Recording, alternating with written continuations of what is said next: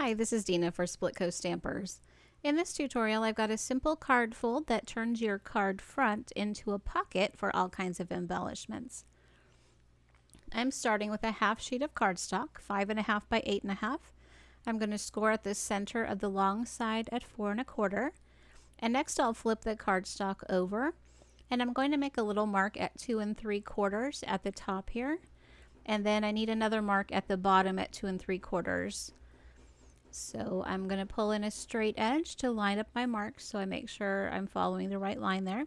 And then I'm going to rotate my cardstock a turn to the right and mark at 2 3/4 on that side too, right at the center. The next step is to line up the center mark with one of the other pencil marks and score between the two.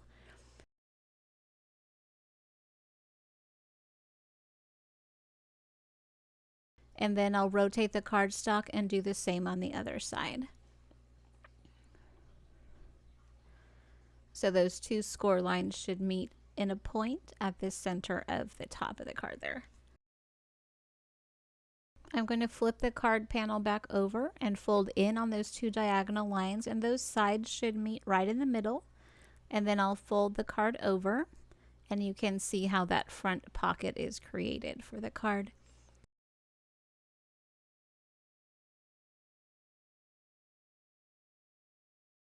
I'll use just a small piece of washi tape to hold that fold together temporarily until I get my layering panel cut.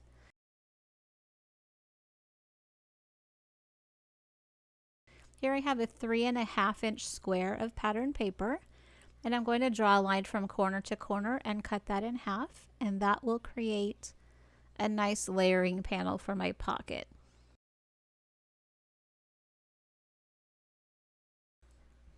That cut is going to give you two triangles, and you can use both of those, so set the other one aside for now.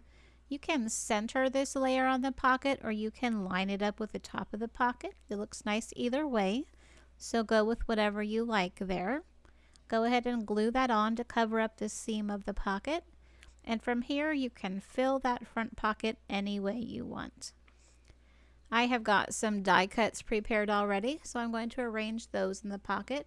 I already have an idea of how I want them arranged, but you might want to try some different placements before you start gluing. Once you do start gluing, try not to glue the pocket closed before you've got everything in there the way you want it.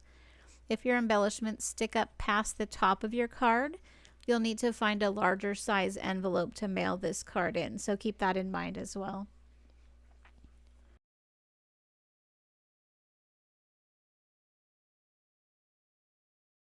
If you want to add some floating elements to your pocket, you can use strips of acetate to mount them. For the pieces I wanted floating, I cut two and I sandwiched the acetate in between them and then glued the sides together. And my favorite glue for acetate is super glue gel. It works really great with plastic, so it's perfect and it dries really fast.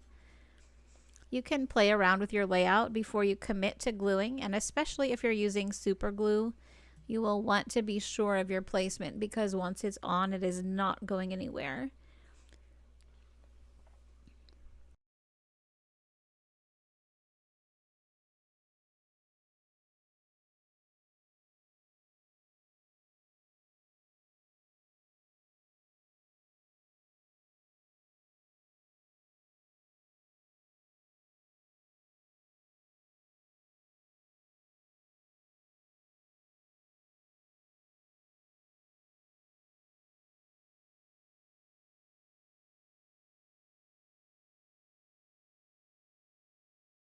So here you can see how that little pocket acts as a stand for the front of the card.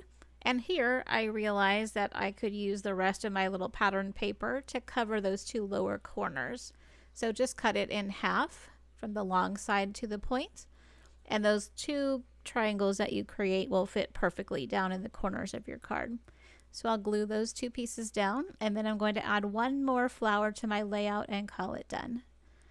Here's my finished card. These dies are all from Impression Obsession, and I colored them with sprays and Copic markers.